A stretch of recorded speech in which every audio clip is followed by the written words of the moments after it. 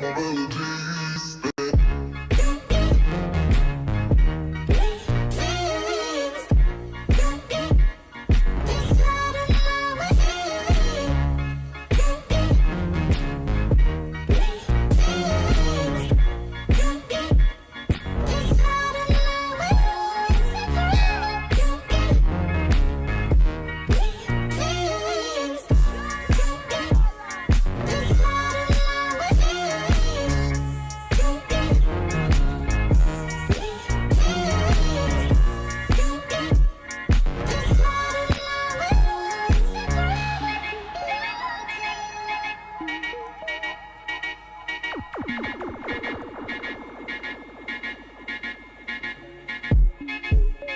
me to your heart.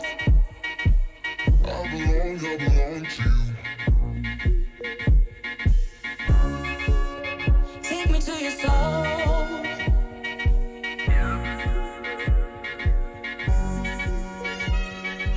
No one else will let you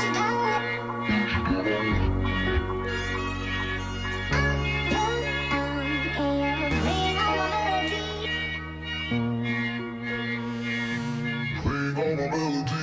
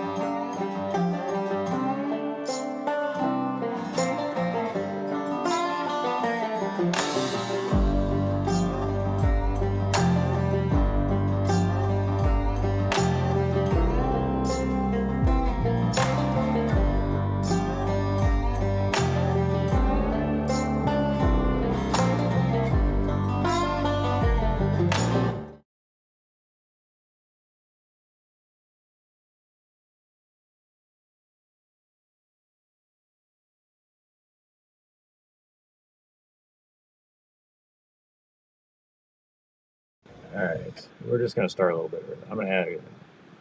Okay. Hey, Laura. Hi. How are you? Good, thank you. Now I can barely hear you. It's always something. Right. Oh, shit. All right, let me.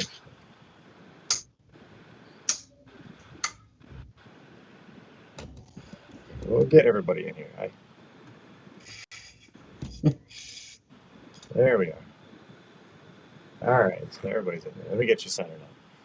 Be patient with us, folks. We're working this software, trying some different stuff here tonight. But welcome, everybody. Welcome to Drinks with the Mods. I promise you, we haven't started drinking yet. So, or at least I got mine rolling right now already. So been working all day in the yoga shop. So yeah, there you go. It's about time. All right. Can we I'm hear probably you? gonna get some snow tomorrow. You are? Yeah, they said something about 3 to 5 inches. Nice. So that's usually they usually forecast that about a week out, and then it turns into nothing. But with it being tomorrow, I'm like, all right, maybe we finally got something here. So Nice. yeah, Happy We're supposed. birthday, Scott. Thank you. Thank you. I don't feel very young. I was hoping I'd go backwards in age, but it's not happening. I've tried that. All right. Get everybody in here. Make sure we square it away. All right, guys. Well, appreciate you hopping in here tonight. This is Drinks with the Mods, and like I said, we have not started drinking yet. So this is the place that if you have any questions about anything in regards to landscaping, this is the place to do it. We're joined by Alec Naylor. Sorry, of Nailerscapes, Laura Reale of Landscape Marketing Secrets, and Reale Ponds, Aqua Reale Ponds. Sorry, there we go. But yeah, if you guys have any questions, feel free to hop in here. Put your questions. We'll get them up on the screen. We'll try to get them answered the best we can. I know a lot of people get in here, so we'll do our best to get them all answered if possible. Somebody said do a shot. It's unfortunately it won't let me. It's supposed to see. It can't see who it is. So, but no, I appreciate you guys hopping in here. Was there anything you guys wanted to kind of go over tonight? I have one topic in particular that I wanted to go over. So, I'd say go for it, man. all right. Let's go let's go ahead and talk about that. So my biggest thing I would kind of want to bring up tonight and talk about is, I guess apparently we've had some issues with people being mean in the group, and we're done with it. We're gonna kind of put our foot down, and if you are gonna be mean to somebody, you might as well leave the group now, because we're gonna start booting people out. We're just not gonna put up with it anymore. We're all adults here, and I think we can act like an adult. We're supposed to be professionals, so let's act like professionals. So. Everybody's going to be told, and all the moderators are going to be told, we're not going to even mess around. So there's not going to be one forgiveness. It's just going to be one strike, you're out. So it is what it is. We can all be professionals and act like adults here. We've all had plenty of warnings, and sorry. Sometimes people forget. No sorries, man. It is what it is. I'm 100% on board with that. So. Sorry, I'm trying to get Laura's volume up a little bit because she's very quiet. No, I'm not. Can you hear her, Alec? I can't. What the heck? Oh, where's luck? There we go. Your volume's all the way up on my end. Can you hear me? Oh, Yeah, there you go. Heard her a little bit. Sorry, you started saying something, Laura? Yeah, I was just going to say, I think sometimes people make themselves feel big by being mean to someone else. And it's just not necessary. If you don't like what someone said, ignore it. But you don't have to write that's... No. Where'd she go? Oh, did she disappear again? I can only see you. It's not normal like the other one. She disappeared and she's gone. Did she? Like, as a guest, she's gone. So something must. Oh, no. We'll get her back. Made. If there she comes. Oh. Hi. I don't know what happened. Sorry, you got to the point where you're saying just people being mean and. Yeah, it's just not necessary. Even I posted something this week, and if you have nothing to say about it, just ignore it. Yep. You don't have to tell someone that's stupid or that's not why it works. I mean, there's 11,000 people in this group. We're not all going to agree, but there's just no reason to call someone else's idea stupid. And like you said, if there's a problem, tell the moderators. Don't try to deal with it yourself and get into an argument. Just hit, offensive, and we'll deal with it. Yep. Yeah. No, I agree 100%. I mean, the whole thing why I started this group was because I wanted people to get help. I wanted to be able to have a community where you can reach out, ask anybody anything, whether you think it's dumb or not, this is the place to do it. There's hundreds of decades of help in here, so why not be able to reach out in here? We do have rules on the pricing question, that what should I charge type of question. And if you're not familiar with that, definitely check that out, because I know I've been seeing some more in here and I've been trying to remark on those. We're not allowing those unless you give us enough information, but most people will not give enough information. So, but anything you guys want to add on that? It's a great group. Yeah. No, I think it's pretty clear, straightforward, right? Like, don't When be a people are dick, nicer and or we're just gonna nice, kick you straight out from the, kick you right out of the group. So, I'm good with that. All right. Anybody got something they want to talk about in particular that would happen in the group?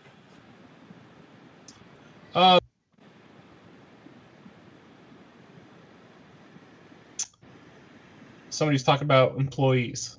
I can't remember exactly what it was. But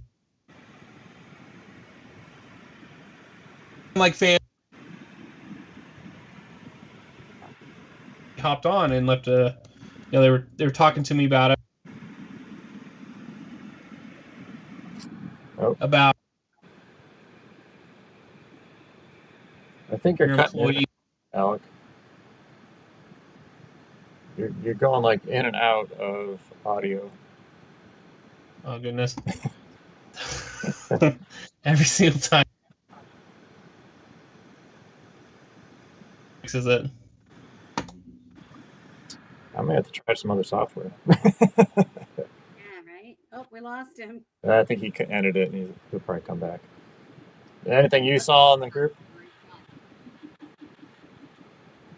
Anything you saw in the group? I got a lot of comments and replies to my post of all the contracts I got in the mail.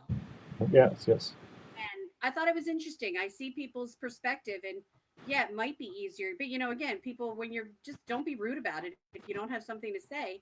But there's lots of different ways to do things. And I think it's interesting to see a lot of people have kind of left paper and just gone technology, and I think there's room for both, especially if you understand who your clients are.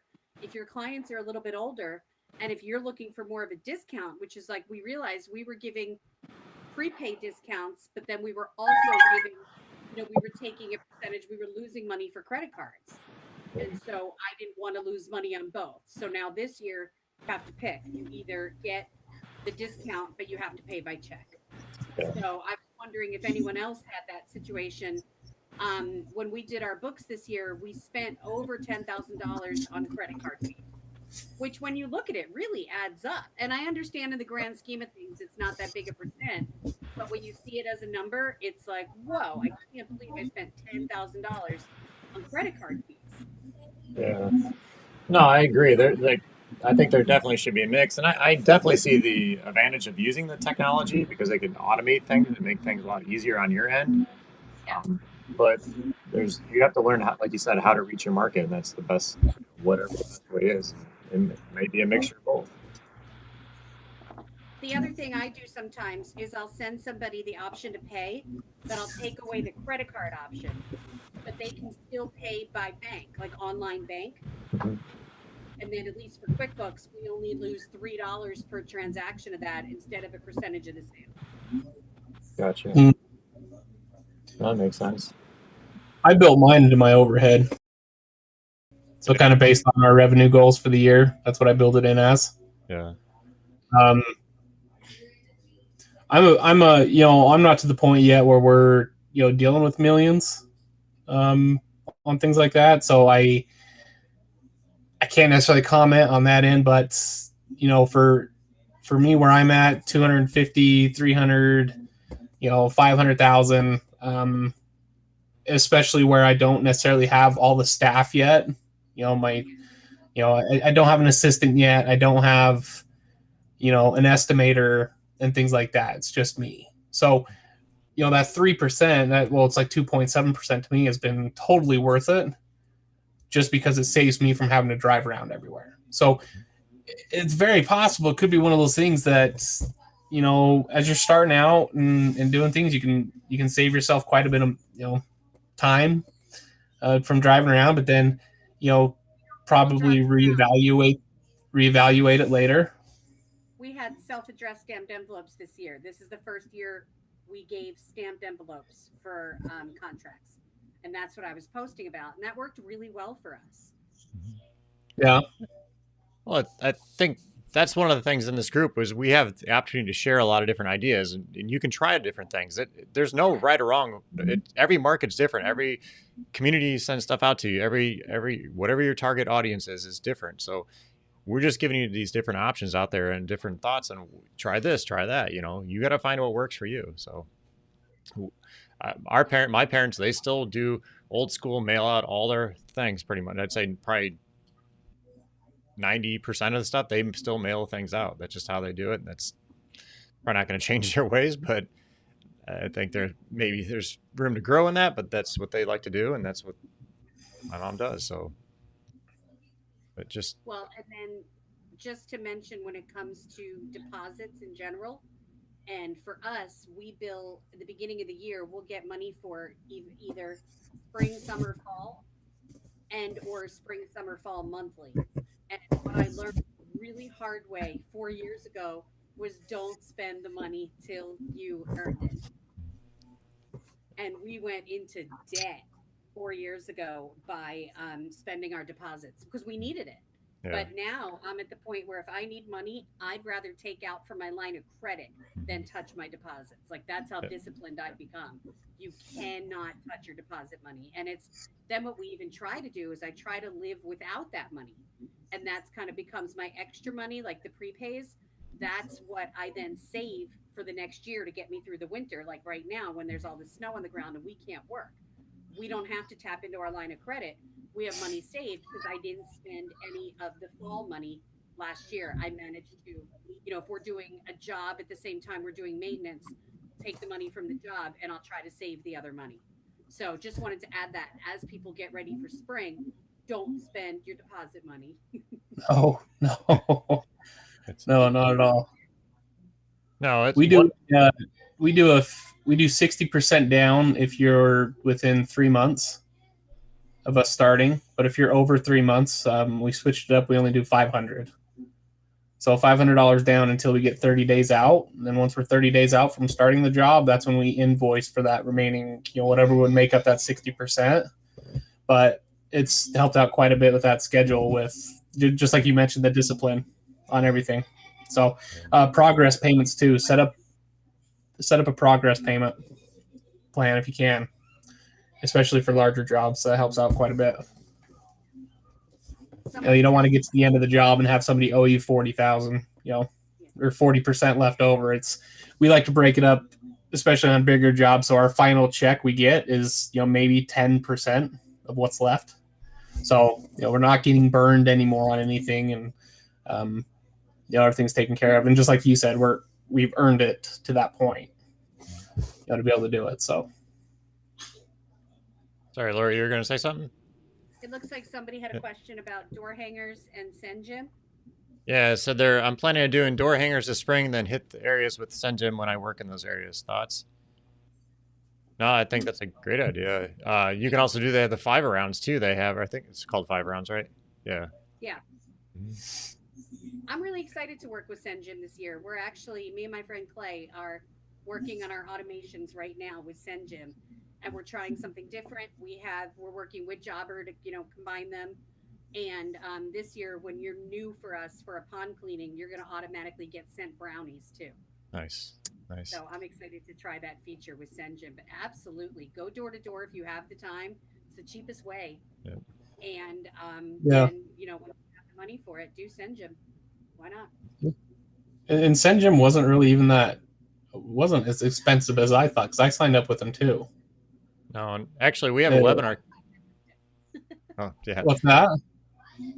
I have a lifetime membership they offered a couple years ago. Oh, awesome. Yeah, I signed up with it with one of the last webinars we did, and it's I'm going through the same thing, setting it up through Jobber to send everything. So yeah, I'm excited. And it was a lot more affordable than what I thought it was going to be. So We actually have a webinar coming up the 18th. So this Thursday, I think it is. Check my calendar. Yeah, this Thursday at 7 p.m. It's going to be another webinar with SendGem. It's kind of similar to what we had last year. So, if you're considering using it and you haven't signed up yet, this is a great time to join in and get their deal. Do you want to know a SendGem secret? I What's hope that? Daniel's not on. So, the end of every quarter, I think, they offer a sale on credits.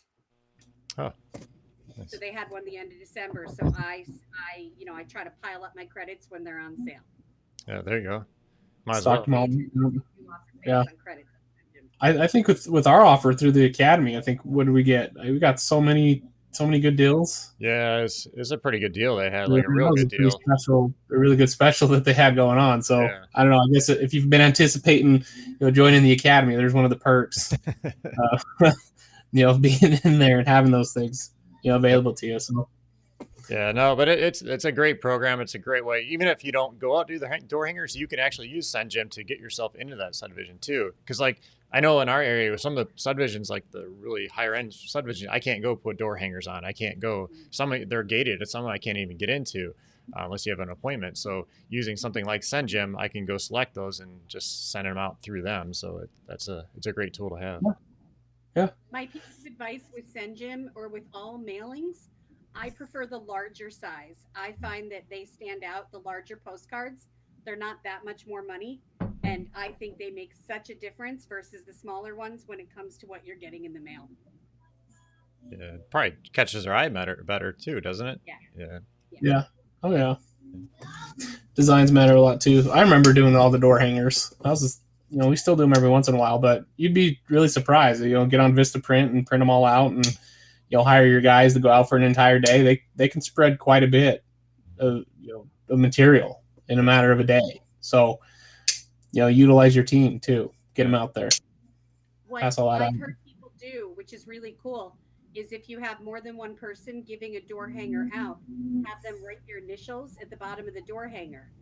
And then when the people call, ask which initials are there and then give that person some credit. Yeah. That'd be awesome. It's a great idea. Yeah. Yeah. Yeah, some people have no soliciting. So hit it with SendGem. And like I said, use the bigger postcards. I think they're worth it personally. Yeah. And somebody asked too about putting up, or said they're going to put up the 18 by 24 signs at certain intersections. Are they allowed? Yeah, I don't know. Like here, we're not allowed to. I mean, on the job site, I can, but I can't put them up in intersections. They'll get taken down, or you can get Someone trouble. holding them. Yeah, yes, exactly. Yes, be like the tax people in this area. They're holding the sign, dressed in a Statue of Liberty. I think putting them on the intersections and stuff, I think it really depends on what you're selling. What kind of service you're selling, honestly, to tell you the truth. Like for aerations, Something from an intersection. yeah, so for like aerations and stuff like that, if it's at a popular intersection, maybe.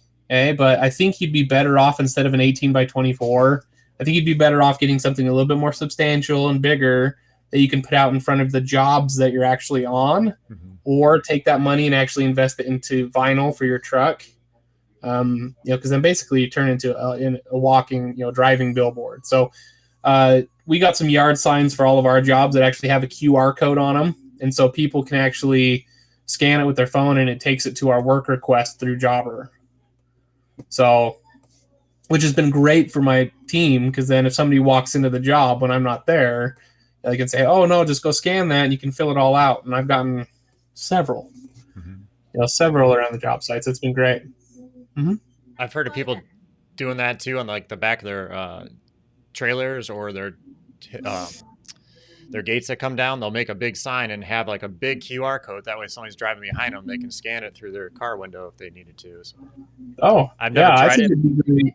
I think it'd be great even on just business cards. If you put it on the back of a business card and it takes them straight to your work request form, how brilliant is that? That's yeah, exactly. Hard, so yeah. Yeah, there you go, man. It takes you straight to the form. They can fill it out and do it there. So you'll be able to get all that info from them. That's the biggest thing, right? Especially, Laura, collecting info.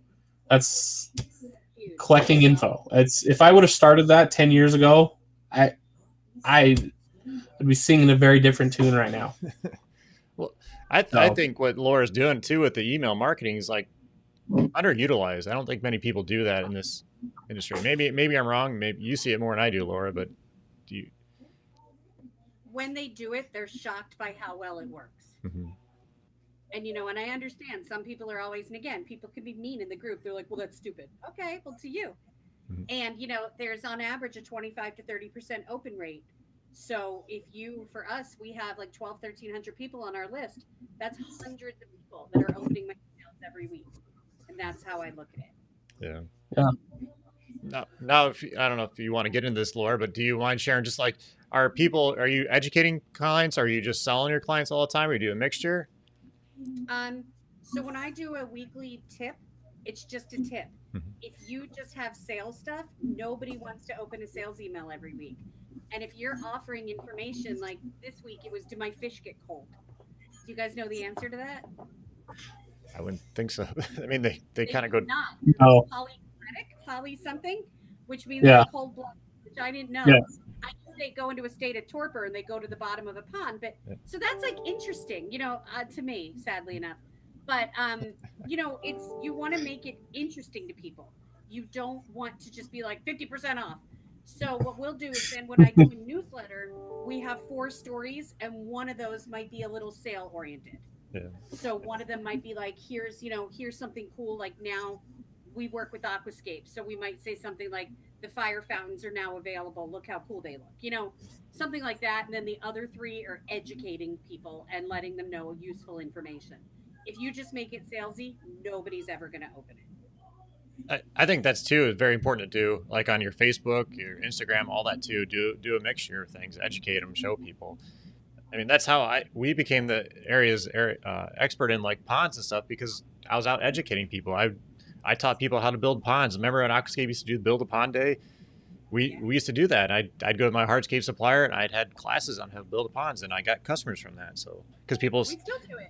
yeah, people get out there and they try to do themselves and I can't do this. So then they call me up to hire us. So it works out. So yeah, educate is a huge part of marketing. And what you'll find, just like you said, the DIY people, like we used to worry, are we telling them too much? They'll try. No one wants to build their own pond. Trust me. No. It sounds great. Start digging. I get it with patios all the time.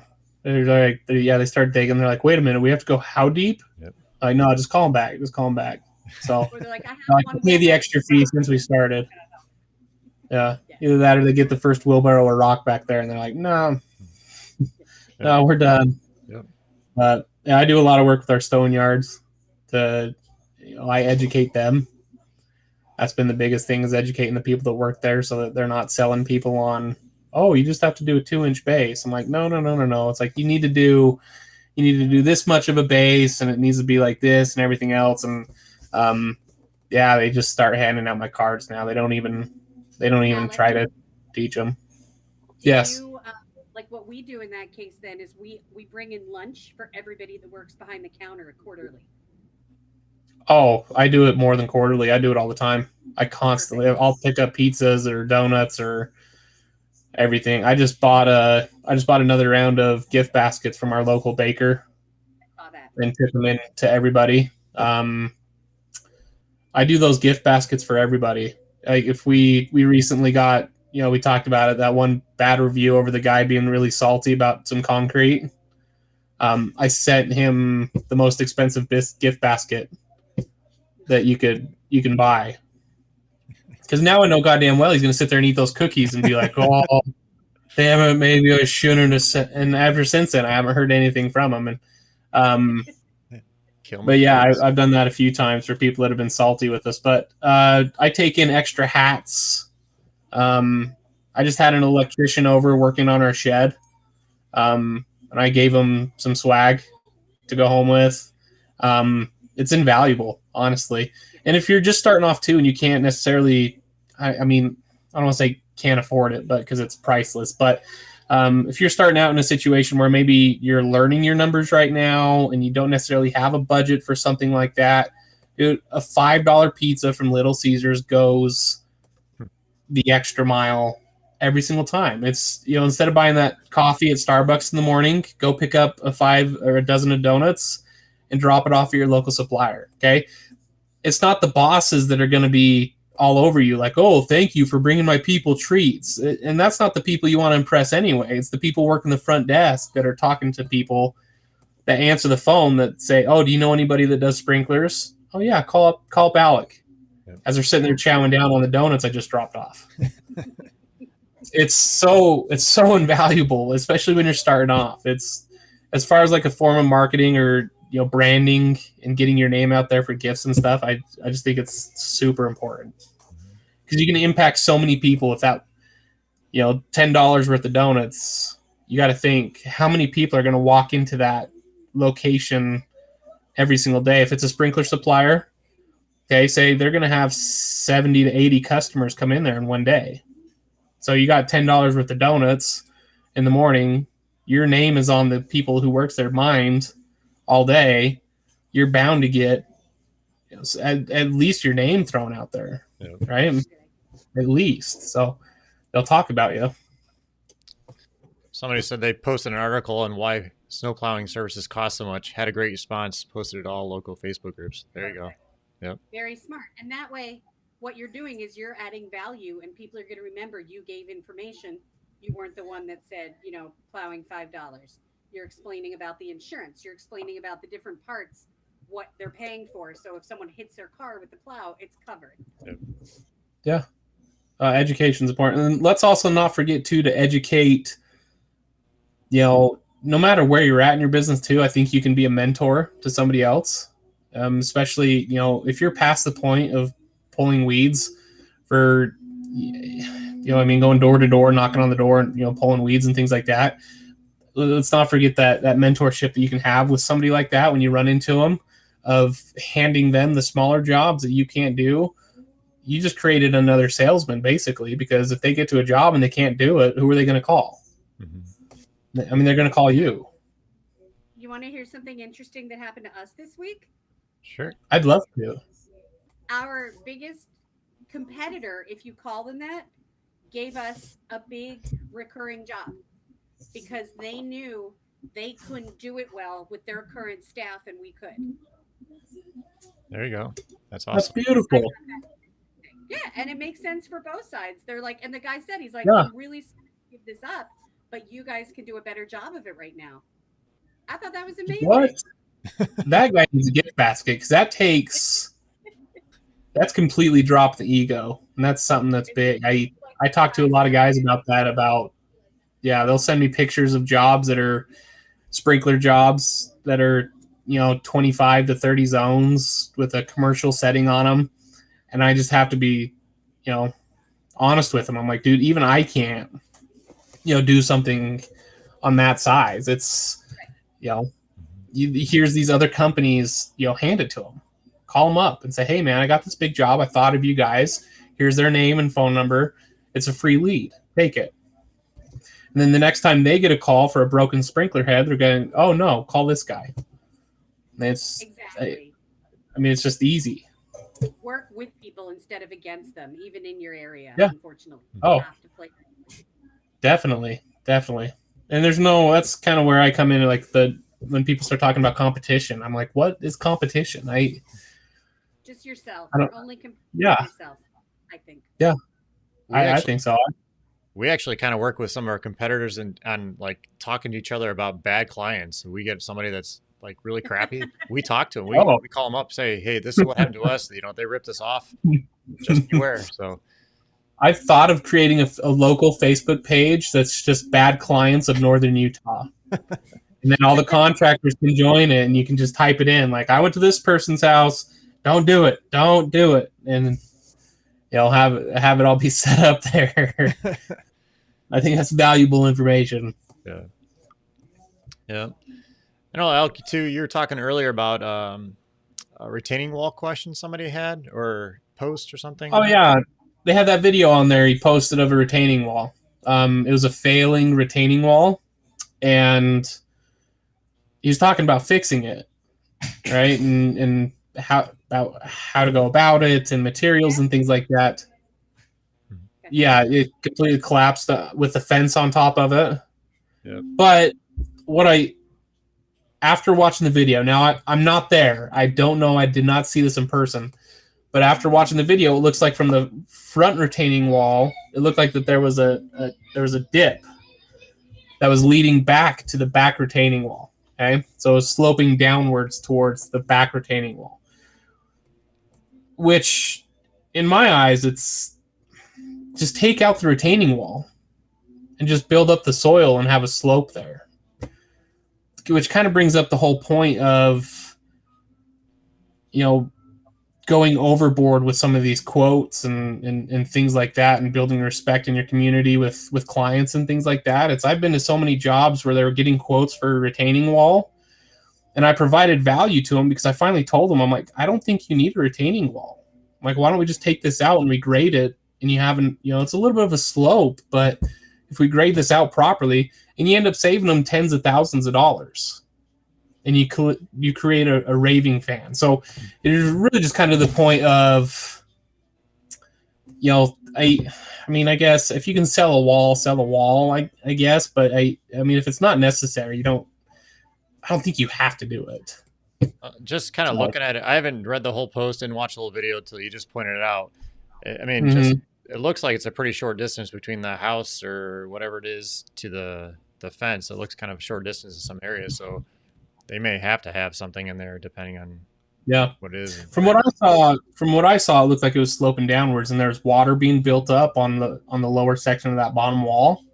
So that's what was causing the failing. And he also mentioned too that this was like the second or third time that it's failed. Yeah. I don't know about you guys, but what's the definition of insanity? Doing the same thing over and over again and expecting different results, right? And that's it. So I mentioned to him, I mean, like I said, I'm not there. I can't see it. But I mentioned to him, just omit the wall and just do a slope. You can bring in some soil and you can create a potentially a new client, especially with a commercial building like that. Well, and I said I haven't really watched the whole thing too, and it depends on the wall, the actual type of material you're using too. There's different materials for different things, so there might be another option out for you too to look at. Like I said, I haven't watched anything, so take what it's worth. But there is. I'm just saying, a wall's not always the answer. Yeah. Sometimes you can just slope something out and it works out just fine. Yeah, nobody was like bashing him or anything, were they? No, no, I don't think so. Everybody's telling him how to fix the wall. Okay, good. But so I hopped in. I'm like, just don't even replace the wall. Just leave it there. Just take the wall out completely. It doesn't look like it's necessary, especially if it's happening over and over again. Somebody hopped in about something. We had a group called Landscapers Dishing on Clients. It was great till some clients gained access. Yeah. Oh no. I think that could be an issue there. They all social media with Everything from cease and desist letters in the mail, right? Yes. That's why we just talk amongst ourselves. Don't put it out on social media. Yeah. We can't promise somebody's faking to get into the group to do all that. Yeah. Thing to look for when getting into an HOA. Be careful with those. That's my advice. It's hard when there's lots of different owners, and it's also, I think, two things. It's when it's your money and not everybody is in agreement with how much they want to spend on something, you're going to end up getting in the middle of a fight of an HOA. I can't tell you how many times. Yeah, got to be careful. How many times that's happened to us with like the retention pond in the middle of an HOA, and some people, like someone gets a bee in their bonnet and decides they really want to deal with it. But then like the other 30 people in the HOA don't. And we're just like, at this point, we're like, you come back. We're not selling people on this anymore. We used to like go to their meetings, and I'm not sitting through an argument. They have to be in a complete agreement about what they want before we'll bid on it now, because we've learned that it's by committee, and it's really hard to win over a committee. That's my advice. Yeah. What do you guys think? Yeah. Oh. I bid out a couple Scott. I bid out a couple of HOAs for snow removal this year, and I lost every single one of them. And they shared the quotes with me. And the people that I lost to, they quoted it nearly 40 to 50% less than what I did. So there's kind of your answer, man. They're going to go with the cheapest price. And if you're out there winning all these HOAs, I'd highly suggest looking into your pricing. Unless you're bidding against some really high-end people.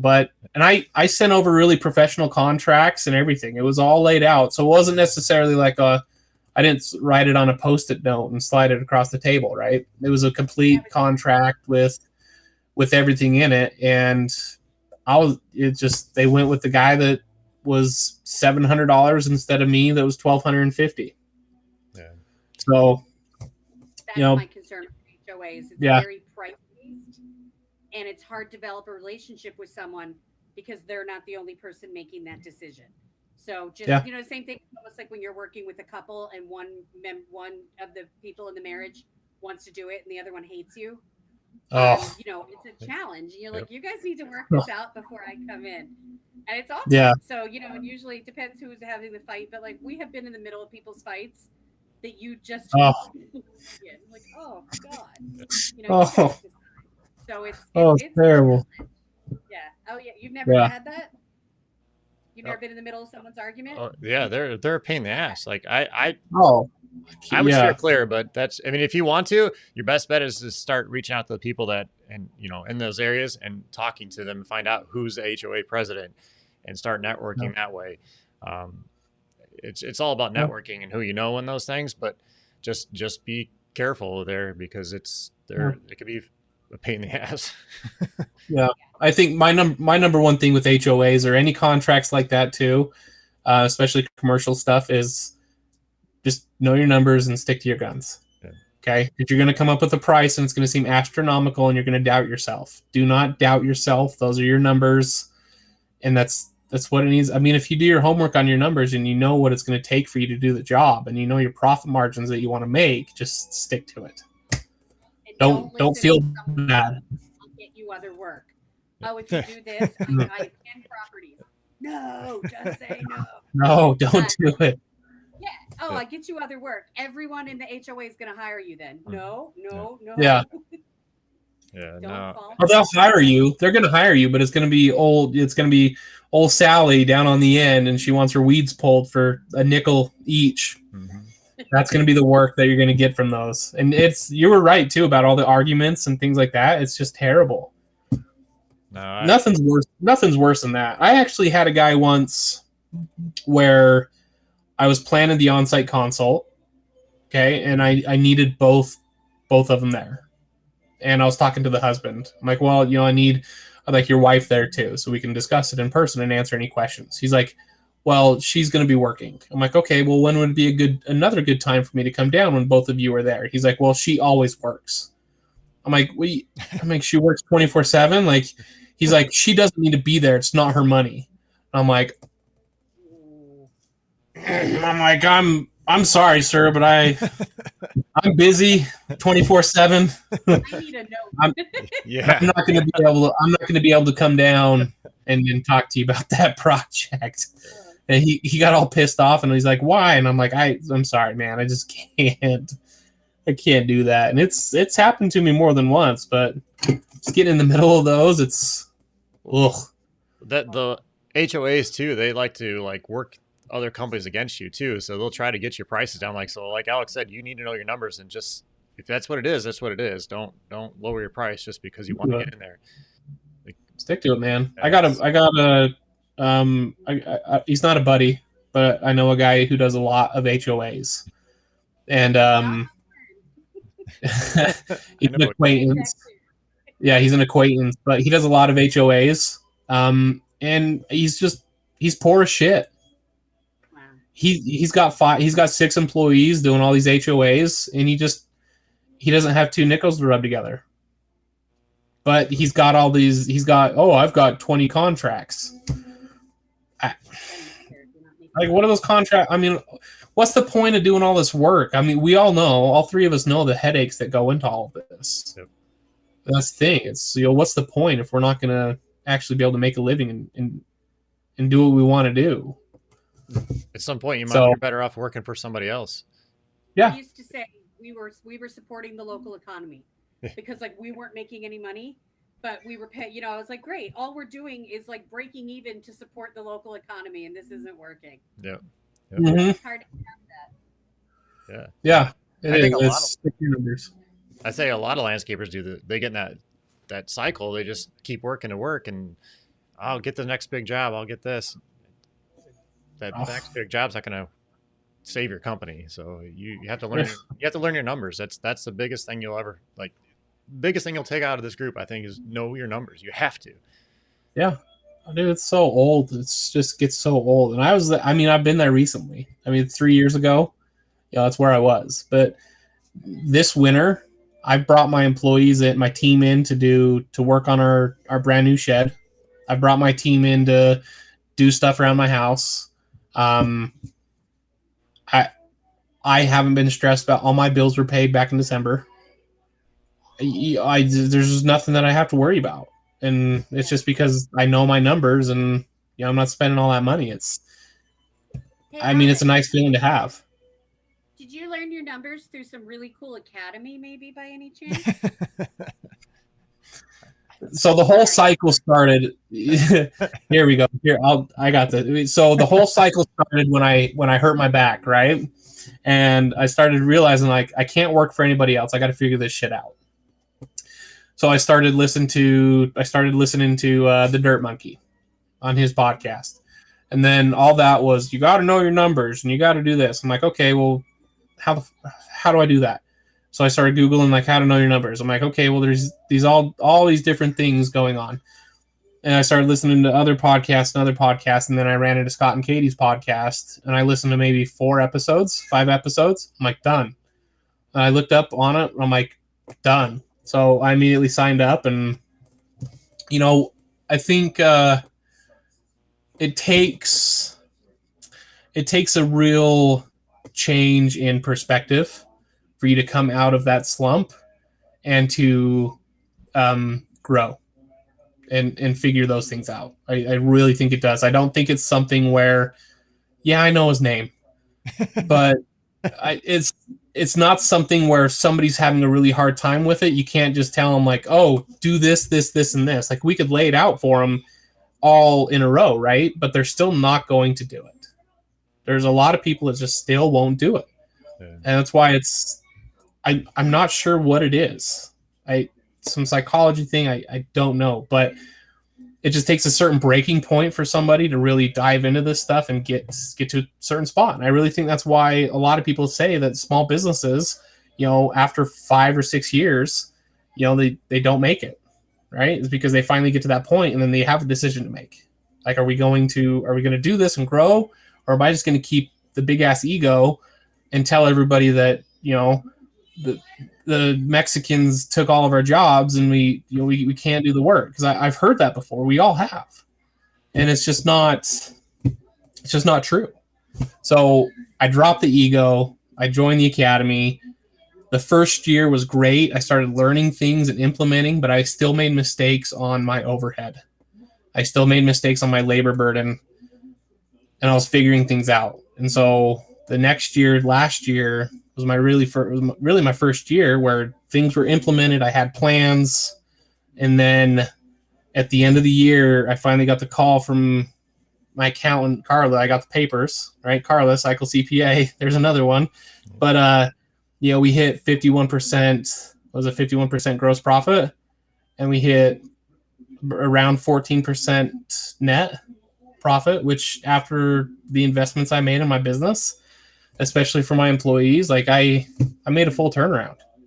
That's awesome. And we're looking at growing again this year. And whatever I can do to help people realize that and get them out of that slump is important to me as well too. I mean, we're to the point now, I'm sponsoring our local garden area. There you so go. We're just cutting them a check and we get a plaque. And everybody on my team is super excited because I said, I don't want the company name only to be on the plaque. I want my guys' names to be on the plaque as well too. So they're going to take their kids there to be able to see it, that their dad's or mom's name is on that plaque. We're setting up a system now to where every sprinkler system we install, we're donating so much money to a local charity. Stuff like that. It feels awesome, and also too, just being able to do it. But yeah, that's my story with the Academy. There's your commercial. Well, one thing I heard recently, I heard an interesting stat. I don't know if it's all true or not. But it was the average landscape company in the United States is only making 2 to 3% net profit. That's it. The average. That's insane. Oh, that's insane. That you should be Yep. shooting for like 10, 12, 15, net. Yeah. But 2 to 3. That's but I think the big problem is, Scott, I was there. Yeah. Oh, And it's hard. It's really hard because I've been there recently. And so I think there's a lot of stages too to a landscaping business, and building it up. Most service companies, I think 250,000 is a really good benchmark for a lot of companies. $500,000 to 750 is a good benchmark for a lot of companies. $1 million is a good benchmark for a lot of companies. And I think with each of those benchmarks, it comes with their own challenges. And it's, a lot of people peak at that 250, 300, just because they're afraid to either let go of something or hire somebody to get to that next step. And then same thing with moving up, because you have to think differently to grow to that different level, right?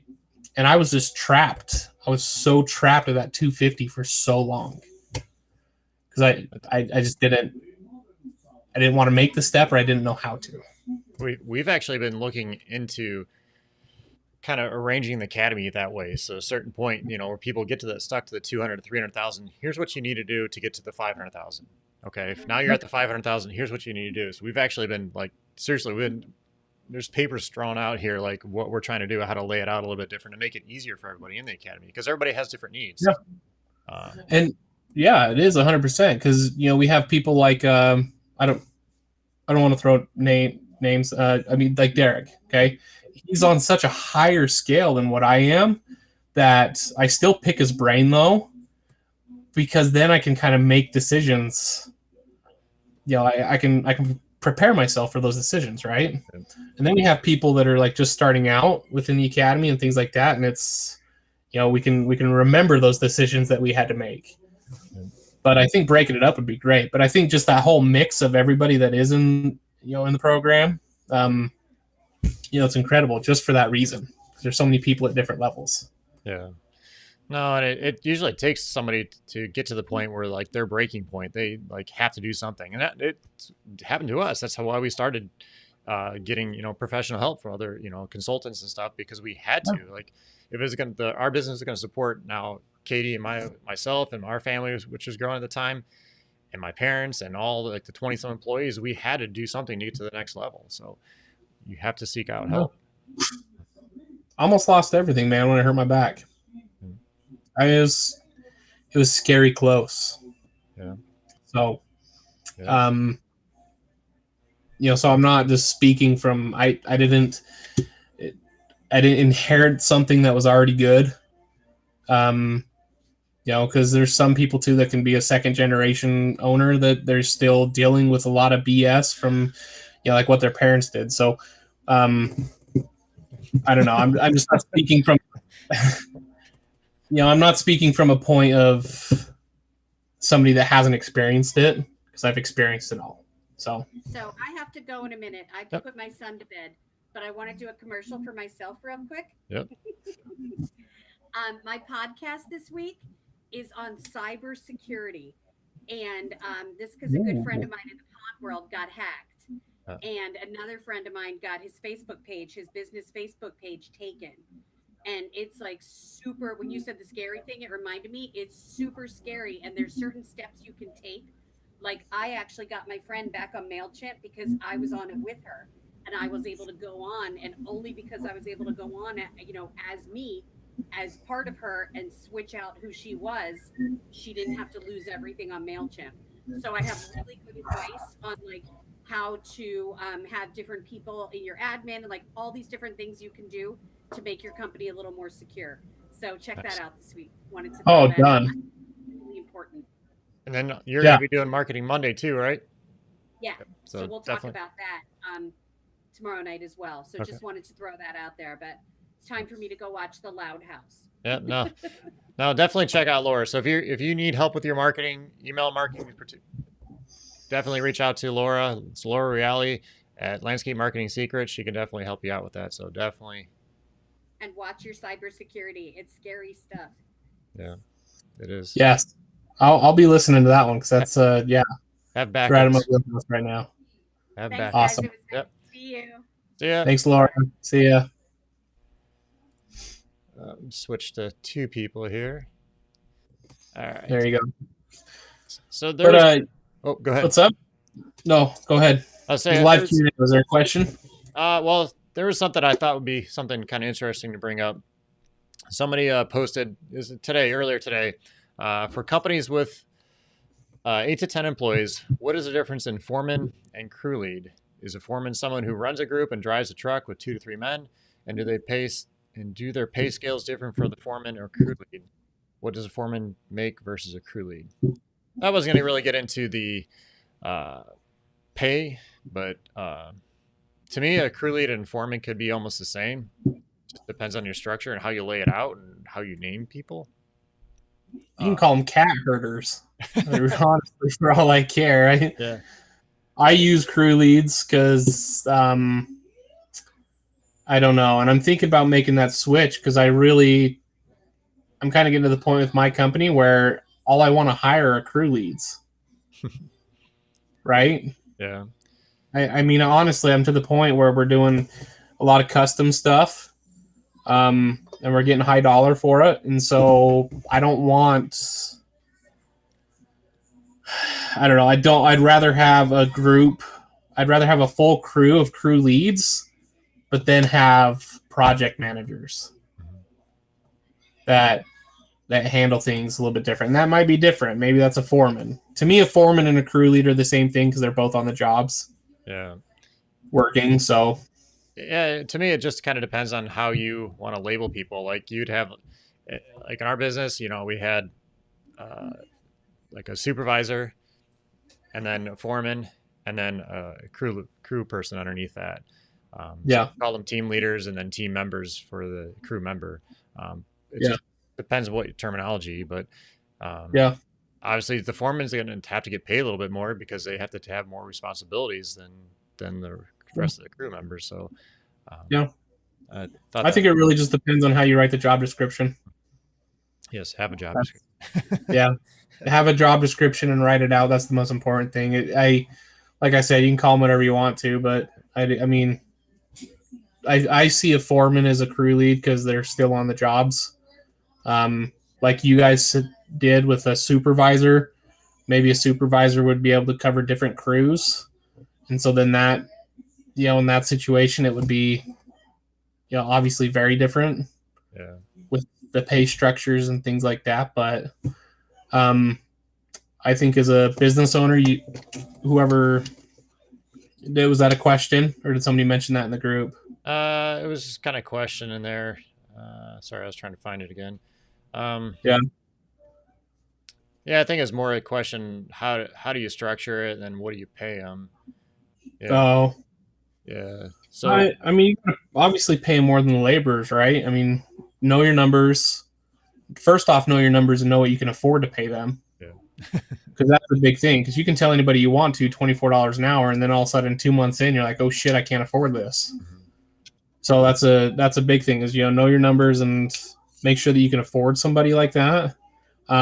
You've brought it up before, Scott, about actually saving the money first, Yep. putting it away as you've actually already hired them, and do that for a little while, and then that kind of gives you a nice little nest egg for when you do hire somebody to be able to pay them. Yeah. So basically, yeah. So if you're looking to hire, you want to get your first crew leader or whatever, foreman, whatever you want to call them, and you're not sure if you can afford it, start putting that money away that you would normally pay them. Whatever your pay, if it's weekly, every 2 weeks, whatever it is, start putting that money away, put it in the bank, just keep it to the side. If you can keep paying that without any issues, not struggling your business, your business isn't struggling from that, then you can probably afford it. And then now you Yeah. have that money put away for that to start paying them from. So Yeah. I think it's Yeah. a good, simple way to do it. Yeah, and I think everybody would be extremely surprised if you know your numbers and you have a good estimating system of how much money can actually be left over from jobs to be able to do those things. Mhm. To be able to pay for that stuff. And this too is a good point to where you start learning what your break even number is, because then you can start seeing if I can afford to bring on a crew leader or move somebody up to that position. Because then Yeah. you know what I have to do to break even, and it may push your break even date later in the year, or now because you have that, you may be able to increase your sales. You know, there's a balance, and you have to figure it out. But understanding all Yeah. those numbers is crucial. Yeah, yeah. And then I guess first off, second off, after you get all that stuff figured out, you got to find the person, right? If they're actually going to be foreman, which I think that's been a big question that comes on quite a bit of being able to find people. And I think the one thing I want to get across to people is you got to be creative with hiring. Yeah. There's no ifs, ands, or buts about it. And if you've put out all your pictures if you put out all your posts on Indeed and Facebook and Instagram, I don't know, wherever the hell else you put it on, your local Craigslist or something like that, and you're still not getting anybody, it's not the time to sit back and just kind of relax and be like, well, I did my job. You know, you got to get creative with it. I myself, I'm actually going to be making a video this week to post on all my platforms. I'm going to put it on YouTube. We're going to have certain things for my guys to, my team now, certain incentives if they know anybody. We're going to have certain incentives for if somebody leaves another company, another local company, landscaping company, and comes to us, I'm going to give you a bonus. Nice. And it's just what it is. And I know my buddies are going to call me and be like, what the hell are you doing? But I'm like, man, I just can't wait. I'm going to get creative. To me, if they're willing to leave that business for a bonus, there's something wrong there. You haven't built enough culture up in your business for them to leave. Yeah. Yeah. Well, and I think, did we mention this already about the comment the guy made on employees and treating them like family? I don't think before this even started. Yeah. No, but I treat my team like family, and they bring my kids gifts for their birthdays, and I get their kids gifts for their birthdays. I let them use the car to get gas, and just certain things like that. And I think somebody commented on there about you have to be careful about treating people like this and things like that. And he deleted the comment, but the first thing that went through my head is like, how the fuck am I supposed to treat them then? I mean, honestly, these people are giving me their blood, sweat, and tears on a daily basis to make us profitable. So how else am I supposed to treat them? And actually, Katie and I kind of have a disagreement on this, and she is like all professional, and I'm more like treat them like family. Like not she treats them like crap. Don't take it that way. But she's like totally different than I am. She doesn't agree with like how I treat people, but we're able to keep people because they want to come. They want to stay back. My dad, we had a guy that left us. I don't even remember now. Probably 5-6 years ago. He moved away. He's actually coming back, and he was one of our lead hardscape guys. He's coming back to run the crew again. He's actually bringing some other guys back with him. So we had enough culture built up. He wanted to come back. So yeah. Well, and that's what I mean. And first off, as far as your guys' disagreement goes, Katie, if you watch this, you're awesome. And I agree with you 100% on everything. But I think that's kind of the problem. I think that people are putting a definitive line on how they're treating an employee and how they're treating them like family. Because I mean, honestly, in most people's eyes, Katie probably treats them like family. Yeah. But she just doesn't consider it that way. It's just not that association with it, correct? I mean, like you're not mean to people, things like that. She probably enjoys when you guys did your paintball games and your cookouts and they came over to your house and things like that. And that's what I mean, like treat them like family. Yeah. Treat them like how you'd want to be treated.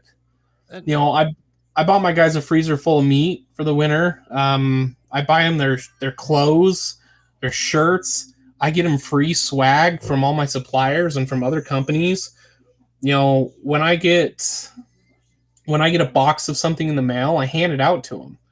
And you know, when we talk about things, and I just offered to purchase a yearly subscription to the app Headspace for meditation, and buying them journals and things like that because I care about them. Yeah. Because I work with them 8 to 10 hours a day. Yeah. So, you know, I don't see how else you would treat them. Yeah. Other than like a transaction. There has to be some kind of boundaries. Don't get me wrong. Like, you know, you're not going to be calling me stupid hours when you're drunk or something like that. But, you know, there has to be some boundaries. And like, to me, like, we cut it off mainly. Like, to me, the biggest thing was cutting him off with getting advances. Money advances, because we did it for a while and it ended up biting us in the ass because the guys left and now we're stuck without, you know, whatever money it was. Yeah. You Well, know, tried it, but we cut it off. I don't give my family loans. Yeah. So I don't know what that is. We don't do advances either. It's very strict policy. Yeah. Now, I encourage my guys, if it's 2:00 in the morning and they're drunk somewhere and they need a ride and I'm their last resort, I tell them to call me. Yeah. I mean, I know it's not what you meant, but I mean, you know, for dumb things, but you know, it's, I don't know, I'm just so passionate about it, about treating them, you know, and some people call it weird and call it family and stuff. But like I said, if you don't treat them like family, you're treating them like a transaction. Yeah. I mean, it's really what it is. And it's just not. That's not going to build a culture, and nobody's going to want to stay. No. Nobody wants to come to work like that. When you're No, it's your not. family, you want to. So, You know how many calls I've gotten since I bought in that freezer full of beef from guys that want to come work for me? Yeah. Several. That's awesome. I have people all the time. They're calling me like, "Hey, like what? Like I want to." I tell people when I go into suppliers, and they're like, "What?" And then the owner of the company is standing behind them, and he's like, "Why are you in here telling my people this shit? What am I supposed to do? What am I supposed to do now?" And honestly, too, I think that doing things like that for your team, first off, it requires for you to have a hiring process, and procedures, and a handbook, and things like that. I don't think that it can come with. I don't think the two can exist independently. Because you have to have those boundaries, like you talked about, right? Like, don't call me for an advance. Don't, you're not going to call in sick every day. Yeah. Right. And we like to pick that out during the hiring process by calling their references, and things like that. We have a 30-day trial period. And at the end of that 30-day trial period, do you know who I sit down with to talk to about that person? The rest of my team, the people that work with them every single day. Because if they don't get along with them, why would I hire them full time? Yeah, right? That's a good point. And as I grow, and say if I get up to 20 people, then maybe some of this can kind of change a little bit. But for right now, to find my team, the people that are going to push us to that point, I just got to do things a little differently. That's kind of where we're at right now. Yep. I got one more question somebody posted up. Yeah. All right, there it is. What estimating system do you use? It's a secret. I You recommend got a $1 million landscaper. Well, you want to use some kind of overhead recovery estimating system. I will say that. That's no taking your numbers and multiplying it by whatever factor, whatever you want, 2 or 3 times. Don't do that. You're gonna run your. So this is probably one of the biggest conundrums that I had even before joining, the group. Scott was, I first started off with, okay, I'm going to double my materials. Because that's what the old timer told me. the old timer in the community is like, oh, just take your materials and double it. And I wasn't smart enough to realize that he was driving a 1960 something Ford, and he's been doing this shit for 30 years, and he didn't have any money. But I think, it's,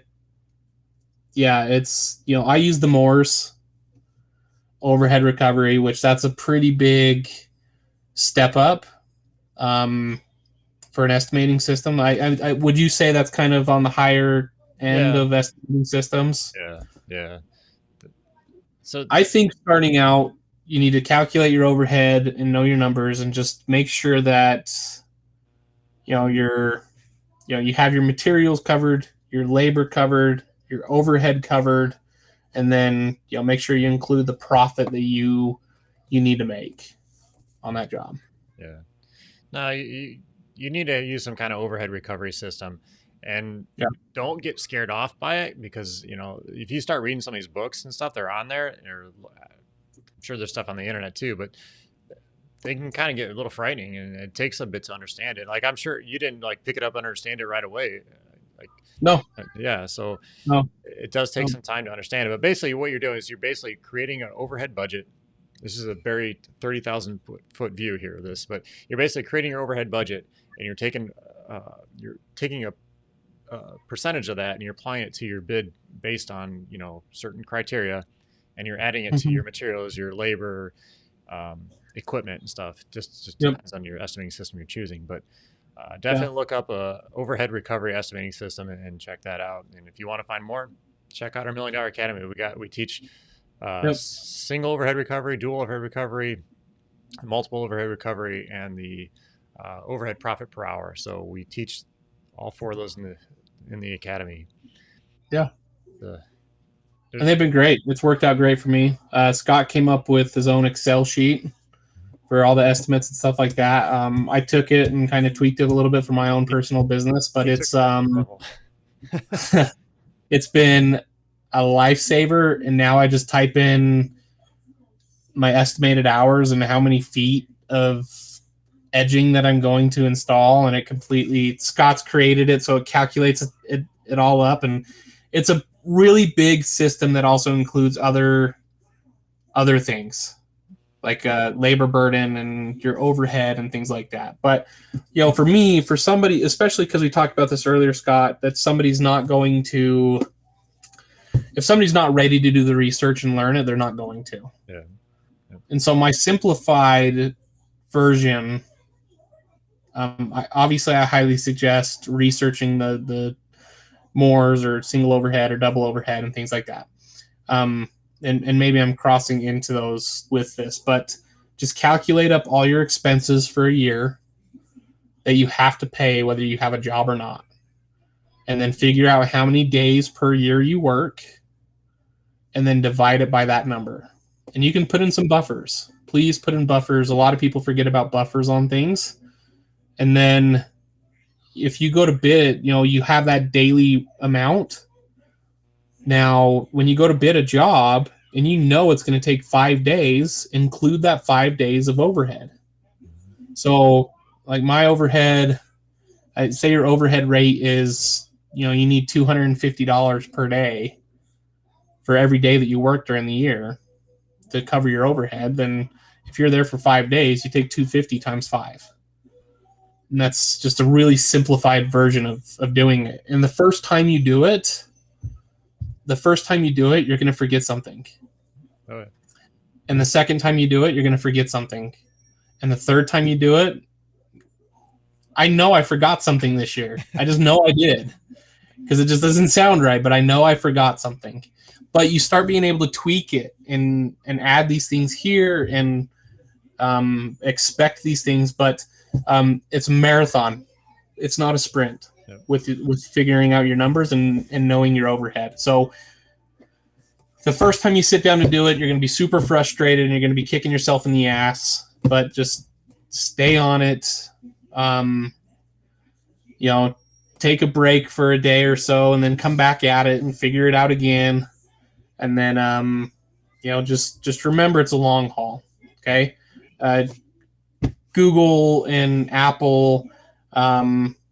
I don't know, bigger landscaping companies, Sensky, Scott's, Brightview. Okay. They just didn't sit down 1 hour and be like, let's hurry up and calculate up all our overhead and we're good for the next 10 years. Okay. There's somebody that's constantly working on that for all these large corporations. Okay. They have a position or multiple positions designed exclusively just to deal with this stuff, just to kind of put for how complicated it can be. But, it's just, like I said, it's a marathon. No, and I'll just add one more thing to it, is to start estimating in production hours. Yes. You need to start learning how long it takes you to install different things, and that's how you can actually create an accurate bid and be able to track things and monitor things, and actually start giving your team bonuses based on things because they met certain guidelines. So if you're just telling the job $3,000, your guys don't know what $3,000 is or whatever it is. Yeah. If you could tell them this job's going to take me, or this job's going to take you, 20 man hours, that's what you need to tell them. So, yeah, I've got my buffers down so well on my estimating hours that our bonus system this year is, so if I quote a job at 35 hours, okay, and the crew gets the job done in 30 hours, that extra 5 hours is taken and broken up and given to everybody. That's what it is. If they break even on the job, then they don't get a bonus, because I put those buffers in there to take care of things. So that's where I'm at with my estimating system. I create those buffers. Now, if they come in under, then they get that extra money. Yep, there you go. That's so awesome. I can get away with paying somebody. That was going to sound crazy because I just talked about teams and how important they are. Okay, but I can get away with paying somebody $18 an hour, but then having the per job bonus where they can make upwards to, maybe they can raise their rate of pay, per month up to $22 or $23 per hour. Okay. Everybody wants to talk about, pay for performance pay and things like that. And that's what I've done. And I make it easy for them too. So,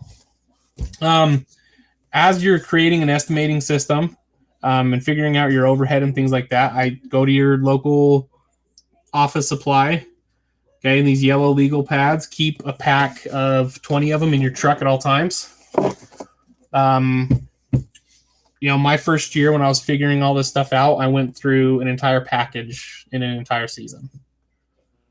I was just writing things down constantly. So, I know all the hours that it takes to do everything. So. I always joke about it, like how I used to actually take a stopwatch out and time my guys how long it did. I mean, it sounds crappy, but that's how. It's not a joke, man. I did it. Yeah. I did it based on your suggestion. Yeah. That's why those yellow legal pads. That's what it was. That's what they were filled with. Like, look, it took him 8 minutes to load up the mulch with the wheelbarrow, take it into the backyard. I'd measure the distance. And I'd calculate it into how many seconds per yard or whatever it was to be able to figure that out. And then I finally figured it out. And then guess what? I was wrong, because you know what happens at the end of the day? They get tired and production slows down. So then I'm like, son of a bitch, I got to get back to the drawing board and I do it again. And my guys would get pissed, but I explained to them what I was doing. I'm like, look, I'm just tracking our time so I can estimate things better so that we can make more money. And they look at me like, more money? I'm like, yes. They're like, oh, okay. Like, you're good.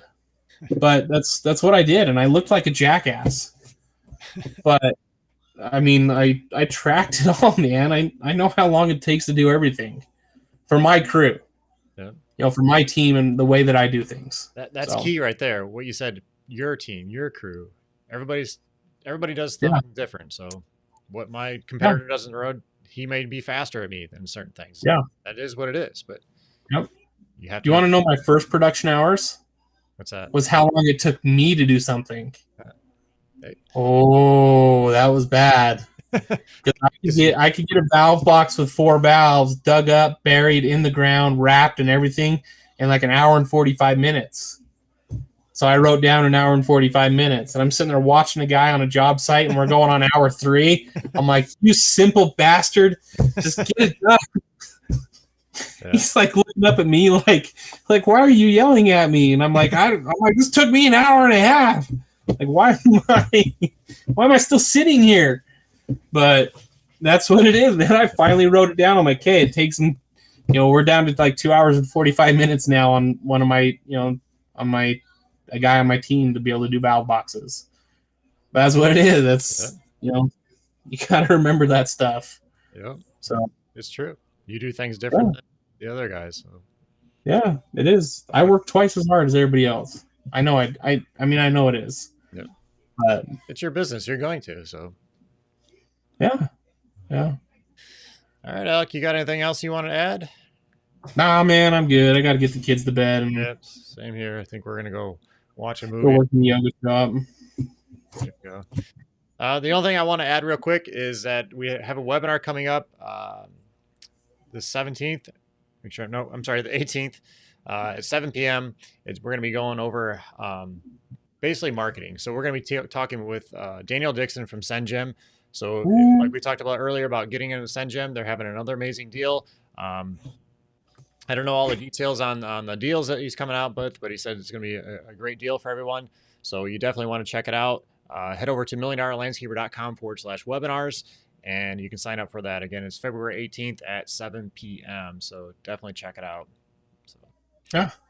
Heck yeah. I went, that's when I signed up for it. Yep. For SendGem was doing that webinar. I know without the webinar, I tried looking into it and I couldn't, it was hard for me to find pricing. And it kind of turned me off. So if you've looked into SendGem, and it sounds interesting to you, but you just haven't really been able to like find anything or stuff like that, that webinar is for you. Definitely. Yep, definitely check it out. So I don't know whoever posted this last one. It says helpful advice, guys. Thanks. I'm feeling I'm heading in the right direction. Thanks for taking the time to share.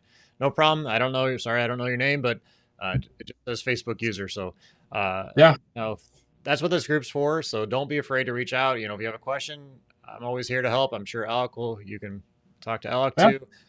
That's what this whole group's about. So just hit me up if you have any questions and stuff. And I keep telling everybody, I'm working on the we're building a yoga shop out in the backyard. My wife's yoga studio is going up on the top floor. Down on the bottom floor is going to be my shop, but I'm getting it set up to also do YouTube videos, and things like that too. So I can, I want to start a podcast. So there you go. That's kind of so get this, I'm starting a podcast for the business and for personal. Nice. So my clients can come on and listen to my business podcast. There you go. Like it's directed to my clients. So nice. That's what I'm hoping for. So I'm gonna have the team come on. I'm gonna have maybe suppliers come on. And stuff like that. And even if it just ends up being maybe 15 episodes, it's it's going to live there forever though, right? Yep. So they're constantly going to be able to go after it. So I'm excited for that too. So awesome. But I'll be able to help. Let me know if you need anything. Okay. All right, guys. Well, I appreciate you hopping in here, and we'll see you next Sunday. See you guys. Thanks, Alec. See you guys. Bye, Scott. Happy birthday yesterday, by the way. Thank you, sir. Have a good one. See you, man. Bye-bye.